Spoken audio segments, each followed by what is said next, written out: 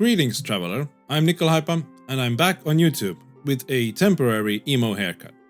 To celebrate my comeback, I will be reviewing Kingdom of Heaven, one of the worst big-budget epic movies ever made.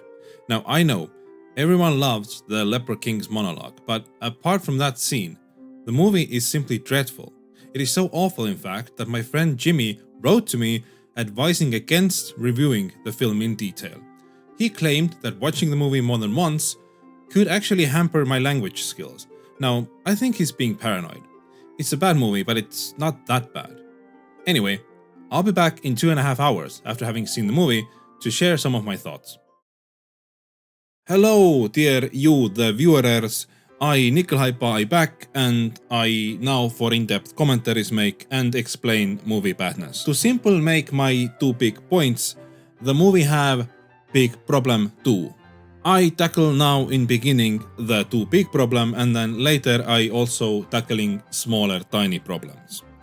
Big problem first one is main character Balian played by Orlando Blooms, and big problem second is that story have very lacking tension and audience given no reasons to taking conflicts in story at all serious. Let me be starting with Balian, main character person man. He's blacksmith with dead family, of course, because nothing say audience manipulation like having dead loved ones that we never seen. Of course, this do mean that we empathize with Balian, but we only so can do very generic ways because we never meet his wife and child, they already dead. So it feels cliché and cheap to me if you ask me. Balian is suck as protagonist because he almost have no struggle at all. The first and last time he interesting is in beginning of movie when he kill his brother who was awful human being, so we no need feel sorry or thinking that he, Balian, now need redemption because his brother awful person. But that is it, that is inciting incident basically. So then the real movie begin and we now get to how Balian is just terrible boring main character who is survive impossible odds time and time again. Also he is handed everything by plot and also is super genius and just perfect handsome super perfect man. So here is something that is happened to Balian played by Orlando Blooms. The same day he kill his evil man brother, his secret father show up and tell him he can come away actually with him to land of peace and prosperity and good life where he can be lord, have land, have probably geese and ducks and kittens and big palm trees. Then of course the father, who is Liam Neeson, is killed to death, but Balian is survive, so now he inherit his father's title and lands, and he can be going to Middle East to Holy Land. He going there by ship, but shipwrecked. And of course Balian only survivor, everyone else is die away, but he no scratch because he main character super lucky. And then also one horse survive, but horse run away. So we thinking okay maybe he have tough situation, but no, horse coming back in 1 minute because of course he main character he must always be lucky. In the next parts of movie, Balian is easy win duel and then right-hand man of Salah-ad-Din say to him, you will always be respect among Salah-ad-Din's warriors and all Muslims. And then his father's man finds him and loves him, and Templars all say he's awesome and the perfect knight. Jeremy Irons say to him, I will be your friend. And then movie bring Eva Green to be love interest and she say, I will love you. Both these direct quote from movie before they knowing anything about him. So Balian really is to getting all the luck and the power and the titles and the land and the respect and the love without any struggle. Because that's what you want in main character, right? It's not relatable protagonist who have to struggle. No, you want a Orlando Blooms who handsome and get handed everything to him on silver platter. That is relatable, right? Of course I'm being sarcastic, but that not enough, because Orlando Bloom not just super lucky and everyone love him, he also amazing big brain genius man. Much smarter than anyone in else movie much smarter, I think, than anyone ever lived actually. He tell locals how to treat horse, because apparently locals know how to treating horse. And then he arrive in desert town or village and tell local people, you need build vertical well, because you in well get water that you need to drink. Let me be repeating this. This man from Europe come to people living in desert and teaching them that they needing to build well for water. I am no making this up. This is in movie. I mean, what next? Do we also be learning that local people need European man to come advise that no hold breath, breathe, because I discover for you oxygen and you be needing the air. Alright, now let's speak for something about the love interest in movie played by Eva Green, and she fantastic actress, so no problem there, but she play character called Sibylla. But because Balian is super genius, super privileged Superman, Sibylla automatic fall for him, in love, without any excitement and for no build-up, with no reason that have anything to do with Balian inherent characteristics of him as person. Let me summarize the romance story and tell me if anyone out there knows seen movie, would you believe this in movie if it not me telling you? First, Sibylla show up and ask for water because she's thirsty. Then she drink water, she go away. Next scene, he take Balian to king and she say in dialogue, I will love you. Then third time they meets, she's eating food but also sucking on her thumb because very subtle, such is romantic, yes very much. And that is that.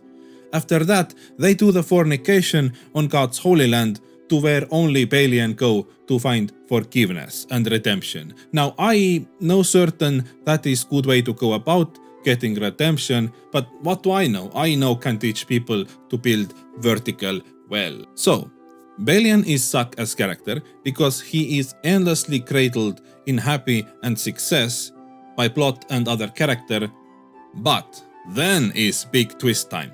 When Leper King tell Balian offer to marry Sibylla and punish guy with stick, and we'll get to bad guy with stick in time, and also to establish lasting peace between Salah ad-Din and Balian, or peace between Christians and Muslims in Jerusalem, Balian refuse offer.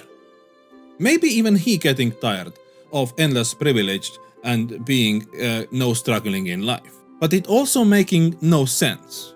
Balian say that he wanting kingdom of conscience or nothing at all. But how is it against good conscience to punish bad guy, very bad guy, with stick to establish peace and marry woman he already do out of wedlock sex with? Nothing with that is bad because it avoid war between Christians and Muslims over Jerusalem. But of course, movie ending need big action war battle, so Balian out of character make this stupid decision and be causing big bloody battle. So there you have it. Balian is super genius who never almost struggle at all, who everyone love before they knowing him, and in ending he decide to cause big war and not get rid of very bad guy with stick. It is he one of worst heroes in movie history, I think. I cannot find anything redemption about his character, which in a way is kind of ironic, maybe, I think. If main protagonist being total Mr. Boring not enough to ruin movie, don't worry, then story will do the rest of work to turn the kingdoms of heaven into pure terribleness. What point is of this movie? What is bringing people into theaters back in 2005 is, of course, big castle battles and yes, Orlando Bloom. This was time when every studio and their grandmothers was trying to turn everything and anything into next Lord of Rings. This is why Troy happened, this is why the chronic illness of Narnia happened, and this is why the kingdoms of heaven happened. But because screenwriter of this movie have no skill at all, they complete ruin this movie and put no excitement at all into story. By the way, this screenwriter This their first screenplay ever writing, and I no need to Google that obvious. But I did Google it, and yes, it's true, this was their ever first screenplay they do. We know early in story that there will be coming big war between Muslims and Christians, between Salahuddin and Balian. So that have potential for good story maybe, for exciting, but the story make very clear, very early on, that Salahuddin and Leper King both men of honor, and they only wanting peace and love, they never hurt innocent person. And only two bad guys in movie, two total buffoons. One is always dance like Torque, and the other guy is bad guy with stick poking. And we'll get to the poking stick guy, I promise. So in this movie, two main powerful mighty actors, people's deciding things is not wanting hurt people. That maybe is historically accurate and also is heartwarming situations, but it not make for exciting movie unless some other big force come up that is evil and also more powerful and make danger. That no happen. Of course, bad guy with stick poking to become king and attack Salahuddin, but guy with stick and his peoples easily defeat and they no longer play a role in movie. Does screenwriter not be understand what this mean for final battle of movie? I mean, Balian, man of honor, fighting Salahuddin, man of honor, and both of these men of honor would not hurt the other man of honor, certainly not directly. This mean that the final battle for Jerusalem is just going through motions before we getting to inevitable truth and peace. Let me repeat this. Movie will be leading inevitable to truth and peace, but first we have to watch pointless battle go on and on and on. And also Balian say at one point, this siege could maybe lasting 100 days. So also no sense of urgency is finding there anywhere in final of movie. It is just practical and special effects extravaganza show for us to be watching like some that music video, but nothing at stakes. And also at that point in Jerusalem that is in siege, only two characters we actually know a little bit, Balian and Sibylla, both of whom are partially responsible for this bloody war happening in first place. So how anyone supposed to care about this battle or anything in this movie is totally beyond my understand. And one more detail I want to address about Balian in final battle is this. Balian get promise in early scene by the Deep Space Nine guy that because merciful he was, he will be respect and famous among Muslims and Salahuddin's warriors. Because they no kill him, they respect. Sometime later, we is get a small scale battle and in it Salahuddin's men be subdue Balian and his bestest men and no kill them, because they already respect them and promise you will be respect. So, by ending battle, audience have been given promise that the protagonist cannot be hurt or killed by other side. And we also seen small battle where that promise is kept, that he no can be hurt or killed, except maybe by accident. So now there is no danger at all and no tension at all, for it impossible for Balian to die except maybe by accidentally. Can you see why I hating this movie and think it is absolute garbage film, especially with how it is writing is unforgivable badness? If not still you get it now, then let me also in brief discussion of bad guy with stick and the dialogue of low quality. First time we see bad guy, who also name is Guy. For real. He come up to Balian's dying father and mocking, and then he get totally owned by Balian father Liam Neeson's "Your Mama" joke. So epic writing if I've ever seen it, right? Bad guy comes up and gets owned by "Your Mama" joke. Good stuff. I mean, this so ridiculous, no way for audience to taking it seriously. The next scene with this bad guy, he come with stick and poke main character in nose with stick to make audience knowing he bad guy. Because that is how you intelligent and subtle ways introduce bad guy being bad. You having him poke guy with stick.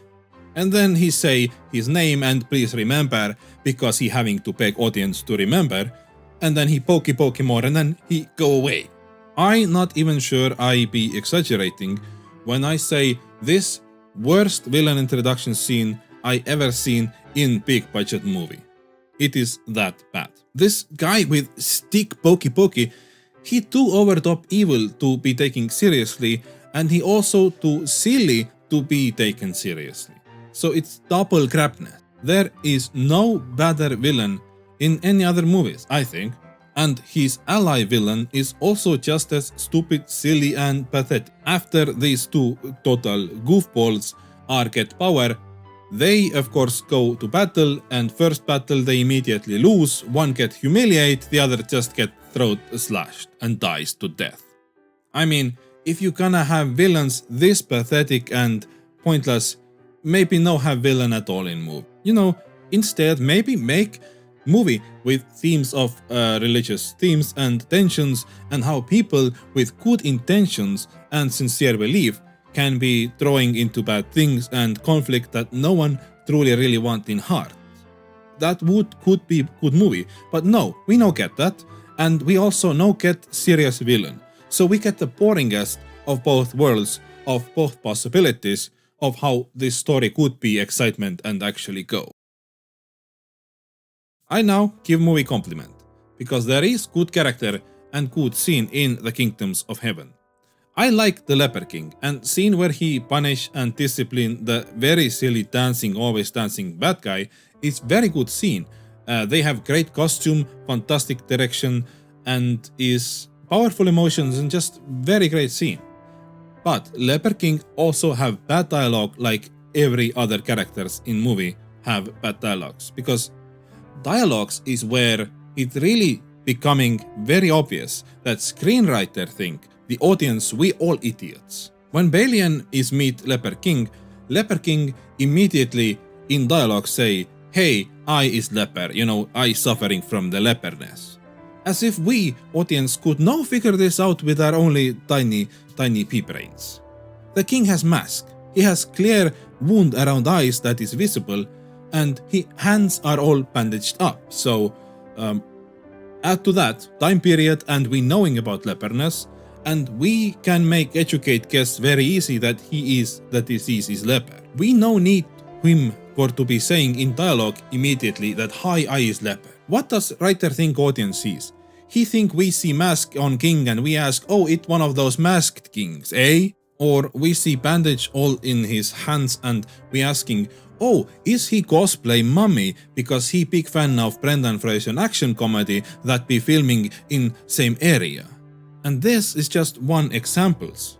Almost every character in almost every scene doing some stupid dialogue lines. Like Sibylla when meeting Balian say nothing except I love you and also describing herself in dialogue. She say things like I am unpredictable and also saying that she have two faces, one for the world and one is for the real her persona. Excuse me, writer, but what part of guideline showing not just tell you not understand? We needing to see in actions and behaviors that character is unpredictable or two-faced. You can't just have character in first proper scene say about themselves what they think themselves and what audience should think about them. That is just terrible writing and total wasting of dialogue. Let's wrapping this up. The Kingdoms of Heaven is woeful, stupid, bad movie.